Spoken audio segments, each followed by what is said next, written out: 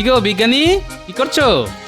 কি আবার করব বলো গোপাল, আমার যা কাজ, এই একটু একটা পটকা নিয়ে গবেষণা করছি। হ্যাঁ, সে কি গো বিজ্ঞানী? আরে বাবা, অনেকদিন আগে থেকেই এটা বানিয়ে রেখেছি, যদি আমাদের রাজ্যের কোনো বিপদে আপদে কাজে লাগে সেই জন্য।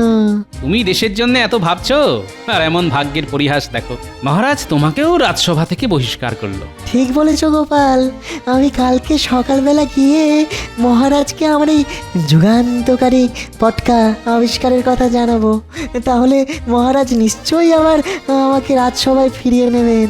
হ্যাঁ, তা নিশ্চয়ই নেবেন, কিন্তু আমার তো কোনো হিল্লে হলো না। এমনিতেই বাজারের আগুন দাম, নুন আনতে পান্তা ফুরিয়ে যাচ্ছে। এখন চাকরি খুইয়ে আমি কিভাবে সংসার চালাবো বলো তো? কৃষ্ণনগর রাজ্যের রাজা হওয়া, তাই তো? হ্যাঁ, কি আর করব বলুন, আমার সেই গুপ্ত ইচ্ছে সুপ্তই রয়ে গেল, কোনোদিন পূরণ হলো না। নবাব খাম্বাজরাজ কেউই কোনোদিন আমার মনের ইচ্ছে পূরণ করতে সাহায্য করলো না, তাই আপনার কাছে আসা। ওই খালি হাতে বসে থাকলে সেই গুপ্ত ইচ্ছে শুধু সুপ্তই থাকবে না, কদিন পরে লুপ্ত হয়ে যাবে।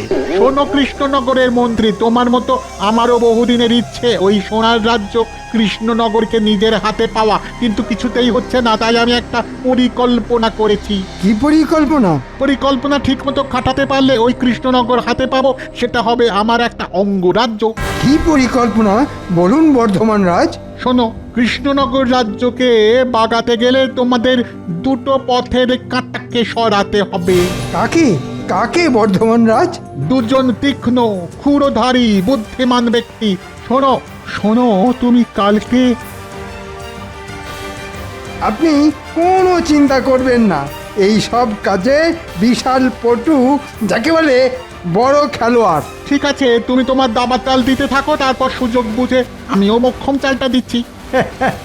ঠিক আছে ঠিক আছে, আপনি আপনার কাজ শুরু করে দিন, আমিও কালকে রাজসভায় গিয়ে আমার কাজ শুরু করে দেব।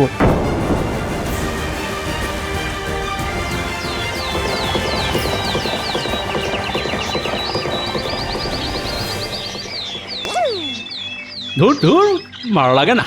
গিন্নি সকাল সকাল একটা এত বড় থলে হাতে ধরিয়ে বলে দিল বাজার নিয়ে এসো। টাকাগুলো যেন খোলাম কুচির মতো উড়িয়েই দিল। এই সকাল সকাল এটা কে রে বাবা, ঘোড়া ছুটি আসছে।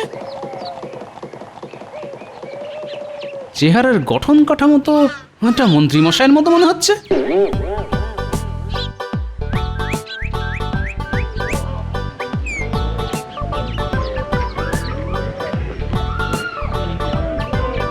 কি ভাই, তোমার এই পটল তো সকাল সকালই পটল তুলেছে। আর কি করবো বলো তো গোপাল দাদা, দিনকাল তো খুব খারাপ, বাজারে একদম টাটকা সবজির আমদানি কমে গেছে গো। ঠিক আছে, বেছে বেছে একশের আধমরা পটল দাও দেখি। নেই মামার চেয়ে কানা মামাই ভালো, মরা পটলের চেয়ে আধমরা ভালো। তা কত দাম হলো? গোপাল দাদা গো, মাত্র 2 টাকা। হ্যাঁ, সে কি, এই টেসে যাওয়া পটল 2 টাকা? না না, অত দাম দিতে পারবো না, 1 টাকা দিচ্ছি। কি আর বলবো বলো, সকাল সকাল বউনি হয়নি তো। দাও দাও, 1 টাকাই দাও।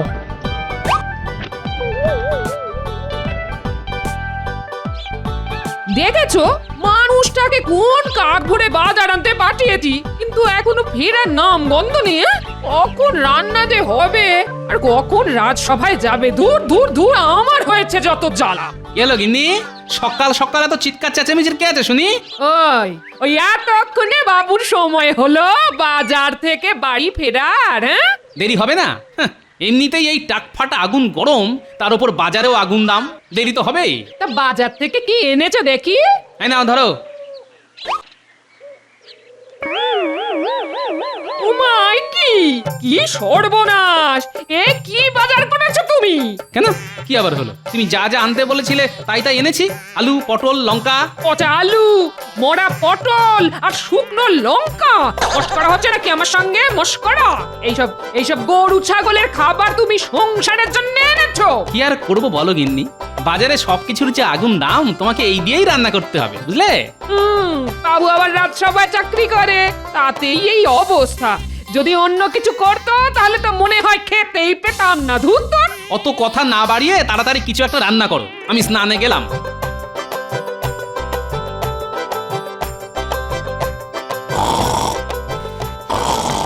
তখন থেকে কার যেন একটা নাক ডাকার আওয়াজ পাচ্ছি। সকাল সকাল রাজসভায় কে ঘুমোচ্ছে শুনি। ওই তো ওই তো মহারাজ, আপনার পাশে দণ্ডায়মান ঘোড়া স্বরূপ মন্ত্রীমশাই দাঁড়িয়ে দাঁড়িয়ে ঘুমোচ্ছে। বাইরে এত চড়া রোদ্দুর, লোকজনের ফাটছে টাক, রাজসভাতে মন্ত্রীমশাই দিচ্ছে ঘুম, ডাকছে না। আমি তো মন্ত্রী মশাইয়ের এই দিনের বেলায় ঘুমের কোনো বৈজ্ঞানিক কারণ খুঁজে পাচ্ছি না। মনে হচ্ছে মন্ত্রী মশাই গ্রহ নক্ষত্র ঝিমিয়ে রয়েছে। কি হলো? কি হলো? কি হলো? ও ঘোড়া মশাই, থুড়ি মন্ত্রী মশাই, উঠে পড়ুন। কি বললে গোপাল? আমি ঘোড়া? তাহলে তুমি কি? তুমি একটা পেট মোটা হাতি। ঘোড়াই তো দাঁড়িয়ে দাঁড়িয়ে ঘুমায়, তা আপনাকে আর কি বলে ডাকবো বলুন? এর থেকে ভালো উপমা যে আর কিছু পেলাম না। খুব খারাপ হয়ে যাচ্ছে কিন্তু গোপাল, নিজে তো সারাদিন কোনো কাজ করো না, শুধু আমার পিছনে লাগা। এই তোমরা থামবে এবার। মন্ত্রীমশাই এরকম ঘুমোলে রাজ্যবাসী কি করবে? হ্যাঁ ঠিকই তো। আমি এমনি এমনি ঘুমাইনি মহারাজ, আমি সারা রাত ঘোড়ায় চড়ে রাজ্য পাহারা দিয়েছি। আমিও আপনাকে সকালবেলা ঘোড়ায় চড়ে রাস্তায় ঘুরতে দেখলাম। দেখুন মহারাজ, গোপাল আমাকে নিজেই প্রত্যক্ষ দেখেছে, আর গোপালই আমাকে ঘোড়া বলে অপমান করছে। না গোপাল, এটা কিন্তু তুমি খুবই ভুল করেছো। না জেনে বুঝে কাউকে এভাবে অপমান করা উচিত নয়। মহারাজ, আমার কি মনে হয় জানেন তো, আমাদের রাজসভা থেকে দুজন অকর্মার ঢেঁকি সভাসদকে একেবারে বিদায় করে দেওয়া উচিত। হ্যাঁ, কাদের? কাদের? গোপাল আর বিজ্ঞানীকে। কেন মন্ত্রী মশাই, আমি আবার আপনার কি পাকা ধানে মই দিলাম? হ্যাঁ, সত্যি তো, আমি আবার কি করলাম? কিছুই করনি। এই মন্ত্রী, তুমি কি বলতে চাও সেটা খোলসা করে বলো তো। দেখুন মহারাজ, আমাদের সভাসদদের সকলেই কোনো না কোনো কাজ করে, কিন্তু গোপাল আর বিজ্ঞানী কোনো কাজই করে না, শুধু আসে বসে আর গল্প করে। কেন? আমি গবেষণা করি। তোমার গবেষণায় তোমার জ্ঞান বাড়ে, তাতে রাজ্যের কি উপকার হয় শুনি? হ্যাঁ, হ্যাঁ ঠিকই তো। মহারাজ, আমি তো যে কোনো বিপদ এলেই তাতে ঝাঁপিয়ে পড়ি, রাজ্যকে বাঁচাই। সেসব অতীতে যা যা করেছো সব ভুলে যাও। ভবিষ্যতে কি উপকার করবে তার কি ভরসা আছে? তা বলে রাজসভা থেকে তাড়ানোর কি যুক্তি? গোপাল, আমিও কিন্তু মন্ত্রীর সাথে একেবারে একমত। তুমি আর বিজ্ঞানী রাজসভায় কোনো কাজই করো না, আর তাই তোমাদের দুজনকে রাজসভায় রাখাই অনুচিত। আর সে কারণেই তোমাদেরকে আজ থেকে রাজসভায় ছুটি দিয়ে দিলাম। না না মহারাজ, এরকম করবেন না। বাড়িতে গিন্নি আছে, আমরা না খেতে পেয়ে মরে যাবো যে, আমাদের সংসারটা তো ভেসে যাবে। ওসব বলে আমার মন গলাতে পারবে না গোপাল। যেদিন তুমি আর বিজ্ঞানী তোমাদের দুজনের রাজসভায় থাকার গুরুত্ব প্রমাণ করতে পারবে, সেদিনই আবার রাজসভায় ফিরে আসবে, নইলে কিন্তু নয়। এ কি মহা ফাঁপড়ে পড়লাম রে বাবা! বিজ্ঞানী গোপাল অসহায়, আজ সামনে মহা ফাঁপড়, রাজসভার চাকরি হারিয়ে বেলবে তারা পাঁপড়।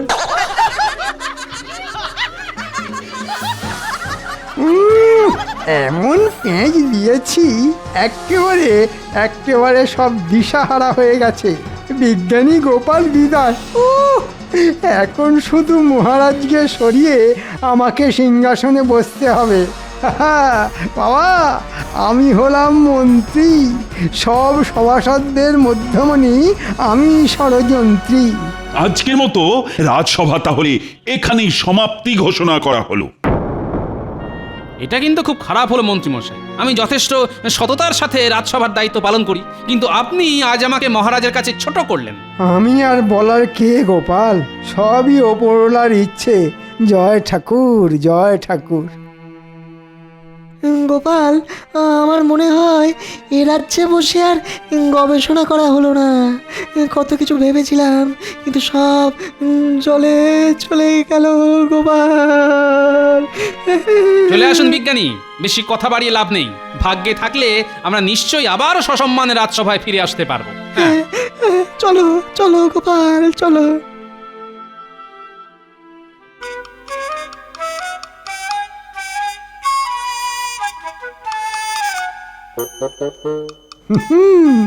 তোমাদের রাজসভা থেকে তাড়িয়েছি, এবার তোমাদের রাজ্য থেকে বিদায় করব। হাহা।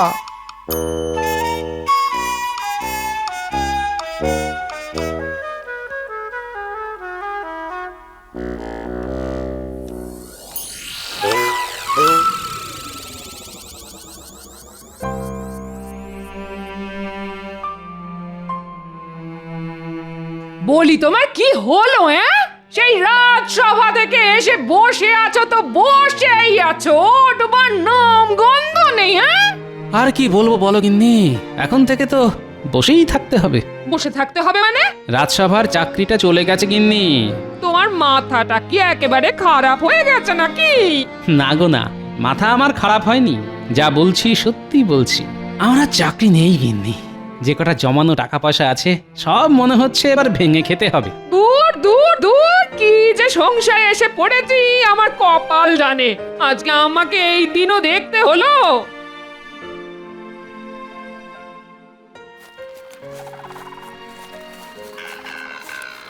কি ব্যাপার মন্ত্রী মশাই, হঠাৎ করে আমাদের সাথে দেখা করতে এসেছেন?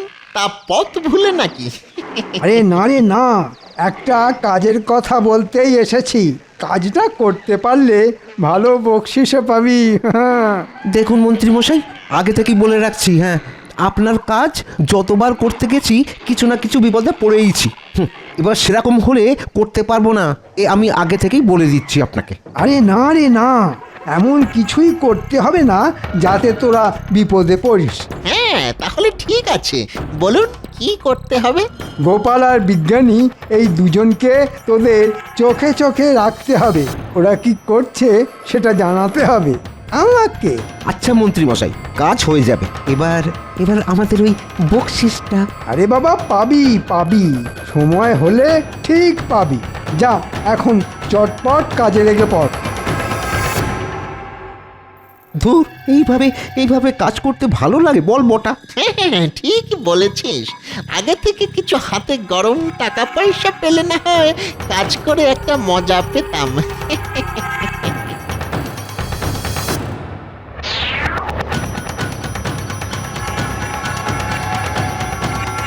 ওরে বটা, গোপাল তো ওই বিজ্ঞানীর বাড়িতেই ঢুকছে রে, আমাদের খাটুনিটা কমে গেল। হ্যাঁ, তা যা বলেছিস।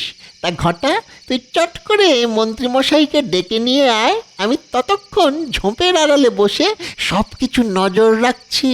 ঠিক আছে, এই যাবো আর এই আসবো। হ্যাঁ। কি গো বিজ্ঞানী, কি করছো? কি আবার করব বলো গোপাল, আমার যা কাজ, এই একটু একটা পটকা নিয়ে গবেষণা করছি। হ্যাঁ, সে কি গো বিজ্ঞানী? আরে বাবা, অনেকদিন আগে থেকেই এটা বানিয়ে রেখেছি, যদি আমাদের রাজ্যের কোনো বিপদে আপদে কাজে লাগে সেই জন্য। তুমি দেশের জন্য এত ভাবছো, আর এমন ভাগ্যের পরিহাস দেখো, মহারাজ তোমাকেও রাজসভা থেকে বহিষ্কার করলো। ঠিক বলেছো গোপাল, আমি কালকে সকালবেলা গিয়ে মহারাজকে আমার এই যুগান্তকারী পটকা আবিষ্কারের কথা জানাবো, তাহলে মহারাজ নিশ্চয়ই আবার আমাকে রাজসভায় ফিরিয়ে নেবেন। হ্যাঁ, তা নিশ্চয়ই নেবেন, কিন্তু আমার তো কোনো হিল্লে হলো না। এমনিতেই বাজারের আগুন দাম, নুন আনতে পান্তা ফুরিয়ে যাচ্ছে। এখন চাকরি খুইয়ে আমি কিভাবে সংসার চালাবো বলো তো? শোনো গোপাল, আমাদের রাজ্যের জন্য তোমার অবদান কিছু কম নয়, তাই আমি মহারাজকে বলবো এই পটকা বানানোর জন্য তুমিও সাহায্য করেছো। এটা এমন একটা জিনিস, সেটা ছোট পটকা আর বড় ঝটকা। মহারাজ দেখবেন আর চমকে চমকে উঠবেন। কোনো আগুন লাগবে না, শুধু ছুঁড়ে মারলেই ফাটবে। কই দেখি তোমার পটকা, একটু পরীক্ষা করে দেখি। এই নাও দেখো, তবে ঘরের মধ্যে ছুঁড়ো না কিন্তু। না না, বাইরে ছুঁড়েই পরীক্ষা করবো। ওরে বাবা রে, ওরে বাবা রে, মরে গেলাম রে। ও মা গো, বাবা গো, বাবা গো, ওরে মা গো, বাবা গো, ওরে, কি ভয়ানক! বাঁচাও বাঁচাও। এ কারা যেন ছুটে পালিয়ে গেল মনে হচ্ছে। এই কিরে,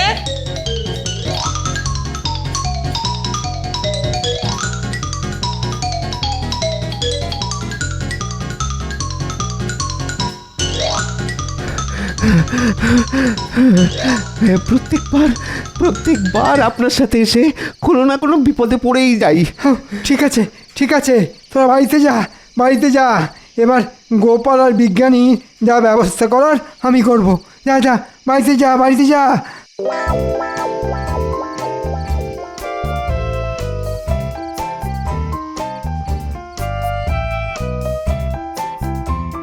মহারাজ, হে বাবা, হে কি অবস্থা তোমার? আর বলবেন না, সবই গোপালের কীর্তি। তাড়াতাড়ি সৈন্য সামন্ত নিয়ে বিজ্ঞানীর বাড়িতে চলুন, নইলে এর থেকে ভয়ঙ্কর অবস্থা আপনারও হতে চলেছে। কি বলতে চাইছো কি মন্ত্রী? জানেন মহারাজ, আপনি বিজ্ঞানী আর গোপালকে রাজসভা থেকে তাড়িয়ে দিয়েছেন বলে না, গোপাল আর বিজ্ঞানী পরিকল্পনা করে রাজবাড়ি রাজসভা সব উড়িয়ে দিতে চাইছেন। কি বলছো কি মন্ত্রী? চলো তো, প্রহরী। বলুন মহারাজ। চলো এক্ষুনি চলো, তোমাকে আমার সাথে বিজ্ঞানীর বাড়িতে যেতে হবে। যথা আজ্ঞা মহারাজ। তাহলে বিজ্ঞানী, কালকে এই পটকা নিয়ে রাজসভায় যাব। না, রাজসভায় ফিরে আসার স্বাদ আর কোনোদিনও পূর্ণ হবে না গোপাল। তুমি কি ভেবেছ তুমি আর বিজ্ঞানী রাজসভা উড়িয়ে দেবে? হ্যাঁ, সে স্বপ্ন কোনোদিনও পূর্ণ হবে না গোপাল। এ কি মহারাজ, মন্ত্রীমশাই আপনারা এখন? কেন, তোমাদের গোপন পরিকল্পনা ধরে ফেলায় খুব চমকে গেছে মনে হচ্ছে। কি যাতা বলছেন মন্ত্রীমশাই? বিজ্ঞানী তো ভেবেছিল এই ছোট ছোট পটকাগুলোই মহারাজকে দেখাবেন, তাহলে আমাদের রাজ্যের সুরক্ষায় অনেক সুবিধে হবে। হ্যাঁ মহারাজ, আজ সকালে মন্ত্রীমশাই বলেছিলেন না যে আমি কিছুই করি না, কিন্তু সেটা একদম ভুল কথা মহারাজ। আমি এই ছোট পটকা আবিষ্কার করেছি যাতে খুব সহজেই বড় সেনাবাহিনীকে আটকে রাখা সম্ভব। হ্যাঁ, ওসব কথা বলে মহারাজকে বোকা বানাতে পারবে না বিজ্ঞানী। আমি খুব ভালো করে বুঝতে পারছি, গোপাল আর বিজ্ঞানী মিলে অনেক বড় ষড়যন্ত্র করেছো। বিশ্বাস করুন মহারাজ, আমি আপনার নুন খেয়েছি। আমি কোনোদিনও আপনার কোনো সর্বনাশের কথা ভাবতেই পারি না, বিশ্বাস করুন। চুপ! তোমাদের হাড়ে হাড়ে চেনা হয়ে গেছে আমার। আজ এক্ষুনি তোমরা পুঁটলি গুটিয়ে রাজ্য থেকে বেরিয়ে যাও, আর কোনোদিনও যদি রাজ্যে ফিরে আসো তাহলে তোমাদের দুজনকেই আমি শুলে চড়াবো। কথাটা মনে থাকে যেন। হ্যাঁ। ও গোপাল, এবার কি হবে? সবই ভাগ্যের পরিহাস বিজ্ঞানী, ভাগ্যের পরিহাস। যে মহারাজ একদিন আমার গলায় মুক্তোর মালা পরিয়ে দিয়েছিলেন, তিনি আজ আমাকে রাজ্য থেকে তাড়িয়ে দিচ্ছেন। সেই গোপাল, এবার তুমি কি করবে? তোমার তো সংসার আছে। দেখি, গিন্নিকে আপাতত শ্বশুর বাড়িতে পাঠিয়ে দেব, তারপর অন্য রাজ্যে কোনো একটা কাজের বন্দোবস্ত হলে গিন্নিকে আবার ডেকে নেব। ঠিক বলেছ। ঠিক আছে, তুমি তোমার গিন্নিকে জানিয়ে চলো, আমিও আমার পুঁটলি নিয়েই বেরোচ্ছি। হ্যাঁ, আমাদের দুজনকেই যখন রাজ্য ছাড়া হতে হবে, তখন চলো দুজনে একসাথেই যাই।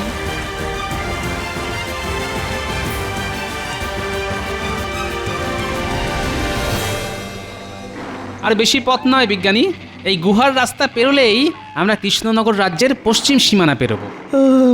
ও, সেই তখন থেকে হেঁটেই চলেছি, পাটা যেন আর চলছে না। একটু কথা বসে বিশ্রাম নিলে হয় না গোপাল? চলো তাহলে ওই গুহার ভিতরেই না হয় রাতটা কাটিয়ে দিই, তারপর কালকে ভোর হতে না হতেই অজানার উদ্দেশ্যে আবার বেরিয়ে পড়বো। হ্যাঁ হ্যাঁ, তাই চলো।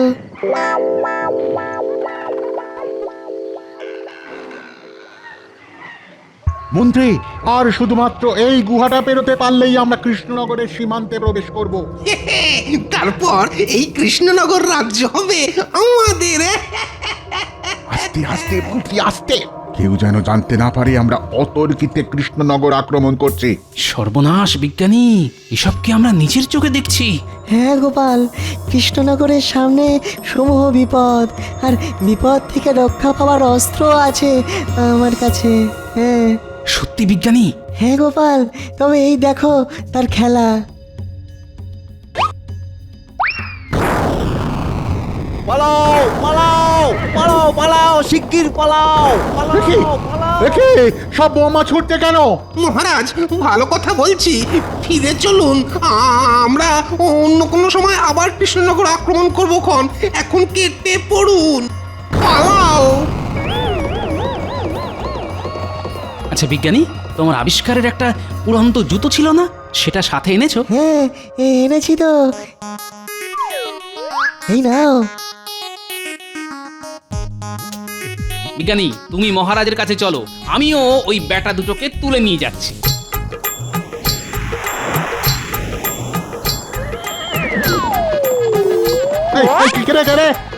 ছাড়ো ছাড়ো ছাড়ো বলছি, ছাড়ো, খুব খারাপ হয়ে যাচ্ছে কিন্তু। ওপর থেকে এখন ছেড়ে দিলে না, এখানেই ফুটুস দুম হয়ে যাবেন আপনারা। তাই যেখানে ছাড়ার ঠিক সেখানেই ছাড়বো। এখন চুপচাপ আমার সাথে চলুন।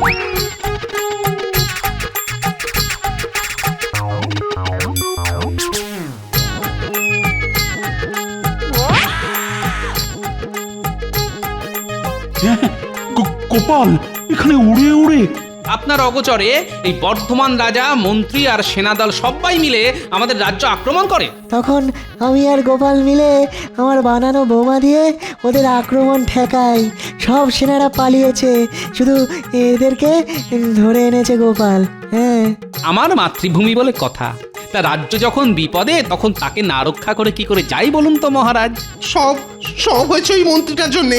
ও বলল ঠিক কায়দা করে গোপাল আর বিজ্ঞানীকে কৃষ্ণনগর রাজ্য থেকে সরিয়ে ফেলবে, আর রাজ্য হাতাবো আমরা। সব পরিকল্পনায় জল ঢেলে দিল। মন্ত্রীর এত বড় সাহস! দেখলেন মহারাজ, আমরা নির্দোষ, শুধু শুধু আমাদের ফাঁসানো হয়েছে। আজ আমি মন্ত্রীকে ছাড়বো না, বেটাকে মেরেই ফেলবো। প্রহরী, তুমি এই বর্ধমান রাজার মন্ত্রীকে বেঁধে রাখো, আর মন্ত্রীকে আজ আমি উচিত শিক্ষা দেব। আর গোপাল, বিজ্ঞানী, তোমরা আমায় ক্ষমা করো। ভুল বুঝে আমি তোমাদেরকে অনেক কথা বলেছি, কিছু মনে করো না যেন। আজকে থেকে তোমরা আবার সসম্মানে রাজসভায় আসবে। তোমাদের এই উপকার আমি কোনোদিনও ভুলবো না। সবই মহারাজ বিজ্ঞানীর আবিষ্কার করা ছোট পটকার বড় ঝটকার কামাল। আর এখন আমি মন্ত্রীকে একটা ঝটকা দেব। দাঁড়াও মন্ত্রী, দাঁড়াও বলছি, দাঁড়াবে মন্ত্রী। ভুলে গেছে মন্ত্রী। মহারাজ।